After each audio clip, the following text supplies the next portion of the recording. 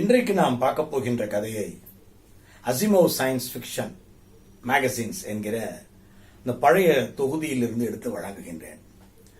2006ஆம் ஆண்டில் வெளிவந்த கதை தி எல்லோ கார்டு மேன் என்று இந்த கதையினுடைய தலைப்பு.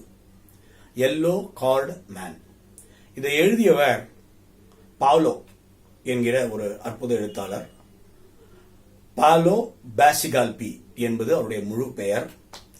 மலேசியாவை சேர்ந்தவர். டெக்சாஸில் இப்பொழுது வாழ்ந்து கொண்டிருப்பவர். இத்தாலி நாட்டில் படித்தவர். இப்படி பல பரிமாணங்கள் அவருக்கு உண்டு.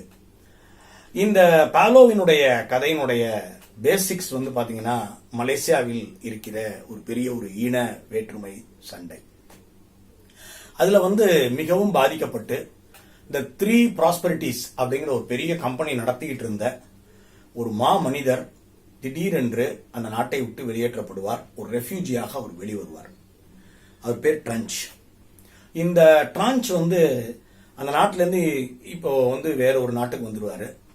அதுதான் பேங்காக், தாய்லாந்தில் இருக்கிற பேங்காக்.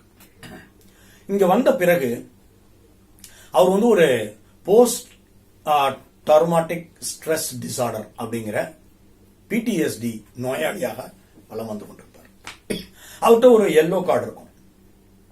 ஆனா அவர் பெரிய ஒரு ஜெனட்டிக்கல் டாக்டர். இது இங்க இருக்கிறவங்க யாருக்கும் தெரியாது. ஆக்சுவலி திடீர்னு என்ன ஆகும் அப்படின்னு கேட்டீங்கன்னாக்க, அந்த பேங்காக்ல இருக்கிற எல்லா ஃபுட் கிராப்ஸும் அழிஞ்சு போயிடும். அழிந்து போய் அந்த முழு தாய்லாந்தும் திரும்ப ஃபுட் கிராப்ஸை எப்படி கிரியேட் பண்றதுன்னு தெரியாம முடிச்சிட்டு இருப்பாங்க. அந்த முழு வயக்காட்டையும் சீரழித்தது நுண்ணுயிரிகள் தான் கண்டுபிடிப்பாங்க. இந்த நுண்ணுயிரிகள் மனிதர்களை தாக்க தொடங்கும் அப்படிங்கிற ஒரு விஷயத்தோட அவங்க எல்லாரும் குவாரண்டைன் அப்படிங்கிற அந்த ஊரடங்கை கடைபிடிப்பாங்க. ஊரடங்கின் போது அகதிகளால் உள்ள இருக்க முடியாது. அவங்களுக்கு சாப்பாடு கிடைக்காது, அவங்களுக்கு எதுவுமே இருக்காது. எப்படி இருந்தாலுமே தெருவா சுத்தம், இதெல்லாம் ஒன்றும் கிடைக்காது அவங்களுக்கு. ஆல்மோஸ்ட் இப்போ என்ன நிலைமைக்கு ட்ரான்ச் வந்துருவார்னா, யூ வில் ஸ்டார்ட் பெக்கிங். கிட்டத்தட்ட பிச்சை எடுக்கிற நிலைமைக்கு வந்துருவார். அவர்கிட்ட எதுவுமே இருக்காது. ஏராளமான ஒரு பெரிய கட்டடத்தில் அவர் ஒர்க் பண்ணிட்டு இருப்பாரு. அந்த கட்டட தொழிலாளிகளோட சேர்ந்து அவர் போயிட்டு இருப்பார். அகதி இல்லையா, அகதியில போய் நீங்க டாக்டர்னு சொன்னாலும் எவன் நம்ப போறான். அப்படிதான் அவருடைய வாழ்க்கை, மிக கொடுமையான ஒரு வாழ்க்கை. அப்போ அவர் அப்படிங்கிற ஒரு ஆளை சந்திப்பார். இந்த யாருன்னா, அவர் வச்சிருந்த 3 ப்ராஸ்பரிட்டிஸ் கம்பெனில இவருக்கு கீழே ஒரு அக்கௌண்டன்டா வேலை பார்த்தவர். அவர் இவரோட வாட்சை கட்டிட்டு இருந்தார். இப்போ ட்ரான்ச் அவரை பார்த்து அப்படியே ஒத்து பார்ப்பாரு. அவர் தான் கண்டுபிடிச்சிருவாரு. ஒருவேளை தன்னுடைய ஸ்ட்ரெஸ் டிசார்டர்ல நம்ம ஒருவேளை யாரையோ ஒருத்தனை நம்மால் நினைக்கிறோம் போல இருக்கு, இது ஒரு ஹாலுசினேஷனா இருக்கலாம் அப்படின்னு அவர் நினைப்பாரு. ஆனா அவர் பக்கத்துல என்ன ட்ரான்ச் எப்படி இருக்கீங்க அப்படின்னு கேட்பாரு.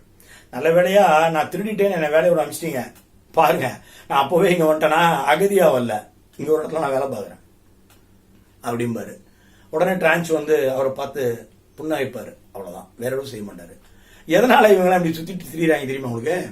எதனால எல்லாரும் வீட்டுக்கு போயிருக்காங்க தெரியுமா? வயக்காடு ஏன் அழிஞ்சதுன்னு தெரியுமா அப்படின்னு மட்டும் கேட்டுட்டு போயிடுவார். அப்போ அன்னைக்கு நைட் உட்காந்து ட்ரான்ச் திங்க் பண்ணுவார். டக்குன்னு எழுந்துப்பாரு. மறுபடியும் அந்த வயக்காட்டுக்கு போவாரு. அந்த மண்ணை கையில் எடுப்பாரு.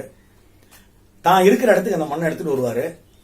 சின்னதா தன்னுடைய குட்டியூண்டு இடத்துல கிடைக்கிற பொருள்களை வச்சு சில ஆராய்ச்சிகள் செய்வார். அப்படி ஆராய்ச்சிகள் செய்துட்டு இருக்கும்போது ஒரு விஷயத்தை ட்ரான்ச் கண்டுபிடிப்பார்.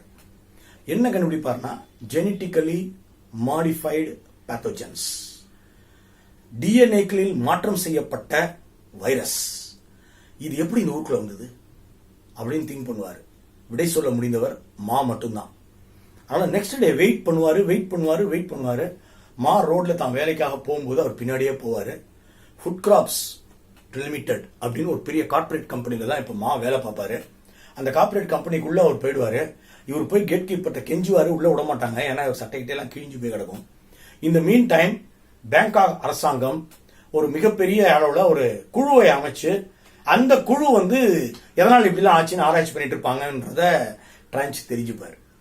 இப்போ கர்ஃபியூ இருக்கிறதுனால எப்படி அந்த குழுவை தேடி போறது, எப்படி அவரை போய் பார்க்கறது அப்படிங்கிற ஒரு பெரிய ஒரு பிரச்சனை இருக்கும். ஆனா தன் ஆராய்ச்சியை தொடர்ந்து கொண்டே இருப்பார். ஒரு கட்டத்துல என்ன கண்டுபிடிப்பாரு அப்படின்னா, மைக்ரோப்ஸை பயன்படுத்தி வயக்காடுகளை அழிச்சிட்டாங்க.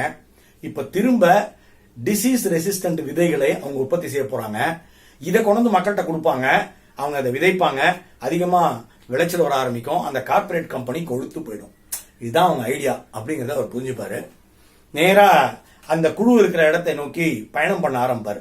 ஒரு நாளைக்கு அவரால் 5 கிலோமீட்டர் 6 கிலோமீட்டர் தான் நடக்க முடியும். ஏன்னா பஸ் கிடையாது, டிரான்ஸ்போர்ட் கிடையாது, எதுவுமே கிடையாது. அவருக்கு ஒரு மிகப்பெரிய அதிர்ஷ்டம் ஒன்று அடிக்கும். என்னன்னு கேட்டீங்கன்னாக்க, அப்பன்னு பார்த்து ஒரு ஆம்புலன்ஸ் ஒன்று வந்து நிற்கும். ஆம்புலன்ஸ்குள்ள ரொம்ப உயிருக்கு போராட்டு இருக்கிற குழந்தைய பெத்துக்க வேண்டிய நிலைமையில இருக்கிற ஒரு கர்ப்பிணி அம்மா இருப்பாங்க. ட்ரன்ச் வந்து டாக்டர் இல்லையா, அழகா அவங்களுக்கு பிரசவம் பார்ப்பாரு. அசந்து போய் அவங்க அவரை கையெடுத்து கும்பிடுவாங்க. அப்போ ட்ரன்ச்சும் கையெடுத்து கும்பிடுவாரு. என்னை அந்த இடத்துக்கு கொண்டு போய் விடுறீங்களா ப்ளீஸ்ன்னு கேட்பாரு. கொண்டு போய் விடுவாங்க. ட்ரன்ச் பேச ஆரம்பிப்பாரு. அவர் பேச பேச பேச டிவியில் அந்த எல்லோ கார்டா வந்துகிட்டே இருக்கும், வந்துட்டே இருக்கும், வந்துட்டே இருக்கும், வந்துட்டே இருக்கும். எல்லோ கார்டு முழுசா டிவி முழுக்க வந்த உடனே மாவை அரெஸ்ட் பண்ணுவாங்க, அந்த கார்ப்பரேட் கம்பெனியை மூடுவாங்க, மக்கள் எல்லாம் வெளில வருவாங்க. இதுதான் இந்த எல்லோ கார்டு மேன் கதை. அற்புதமா இருந்ததுல. வேறொரு தலை சிறந்த கதையோடு நாளை சந்திப்போம். நன்றி.